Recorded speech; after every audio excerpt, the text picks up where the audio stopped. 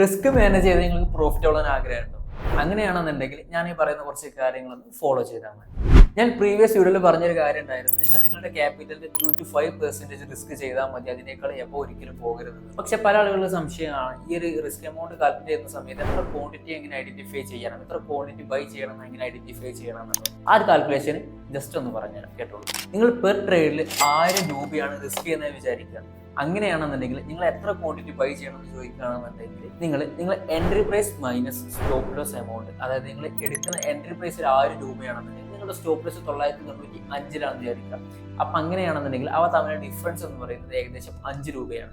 അപ്പോൾ നിങ്ങളുടെ risk amount 1000 രൂപയും അപ്പോൾ നിങ്ങൾ ചെയ്യേണ്ടത് ഈ സ്റ്റോപ്പ് ലോസിന്റെ ഡിഫറൻസ്, എൻട്രി പോയിന്റും സ്റ്റോപ്പ് ലോസിന്റെ ഡിഫറൻസ് എന്ന് പറഞ്ഞാൽ 5 രൂപയാണ്. ഈ 1000 ഡിവൈഡഡ് ബൈ 5 ചെയ്യുകയാണെന്നുണ്ടെങ്കിൽ നിങ്ങൾക്ക് ഓൾമോസ്റ്റ് 200 എന്ന് പറയുന്ന എമൗണ്ട്. ഈ ഒരു 200 ആണ് നിങ്ങളുടെ ക്വാണ്ടിറ്റി ആ ഒരു സ്റ്റോക്കിൽ നിങ്ങൾ ബൈ ചെയ്യുന്നത്. ഇത്രയുള്ള calculation, entry price minus stop loss divided by risk amount. Okay, ഇതിന് കിട്ടുന്ന ആൻസർ ആയിരിക്കും നിങ്ങളുടെ ഓരോ ട്രേഡിലും നിങ്ങൾ ക്വാണ്ടിറ്റി പർച്ചേസ് ചെയ്യേണ്ടത്. അപ്പോൾ ഇതുപോലത്തെ കൂടുതൽ ഇൻഫർമേഷൻ വേണ്ടി ഈ പേജ് ഒന്ന് ഫോളോ ചെയ്തോളൂ.